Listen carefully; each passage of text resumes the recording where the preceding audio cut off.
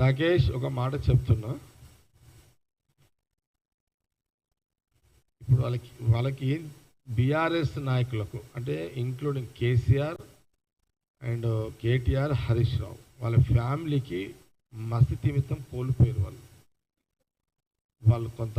ఎందుకంటే 10 సంవత్సరాలు ఆ పవర్ ఎంజాయ్ చేసి చేసి చేసి ఆ ప్రగతి భవను, ఆ రాజ్మహల్లో ప్రగతి భవన్లో, ప్రగతి భవన్లో అలాంటి యొక్క రాజ్యభోగ్యాలు అనుభవించిన ఆ ఫ్యామిలీ ఒకటేసారి తెలంగాణ ప్రజలు కాంగ్రెస్కి అవకాశం ఇచ్చి వాళ్ళకు షాక్ ఇచ్చేసరికి వాళ్ళ మతి స్థిమితం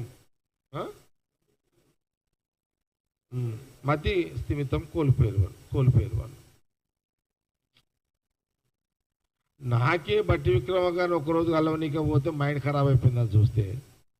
ఇక 10 ఏళ్ళు ఉన్నోనికి భవన్ ఇచ్చి పెడితే ఏం పరిస్థితి ఉంటుంది ఆలోచన చేయండి మీరు.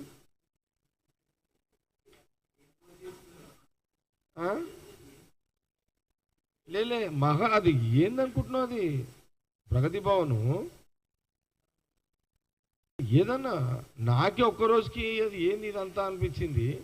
అంత 10 ఏళ్ళు అలా ఎన్ని సంవత్సరాలు అలా అనుభవించి అందులో ఉండేసరికి బయటకు వచ్చేసరికి అదొక పెద్ద షాక్ కేసీఆర్ ఫ్యామిలీ, కేసీఆర్ గారు కాబట్టి.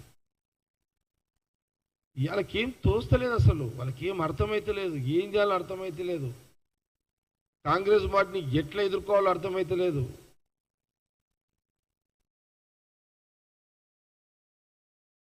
ఒక దిక్కు పాపం కూతురు ఒక బాధ,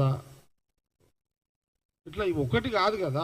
మెయిన్ పవర్, ఎలాంటి పవర్ చూసిరంటే వాళ్ళు జనానికి సంబంధం లేని రాజ్యభోగ్యాలు అనుభవిస్తూ విలాసమైన జీవితాన్ని గడిపిన ఒక రాజకీయ దాంట్లో నుంచి అగ్నిగుండంలో పడ్డట్టు అయింది పవర్ పోయేసరికి వాళ్ళకు.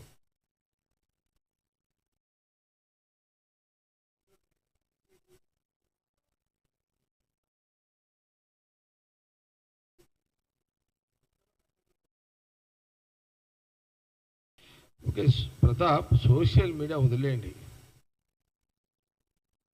నేను ఏమంటున్నానంటే సోషల్ మీడియాలో ఎవడు ఏదైనా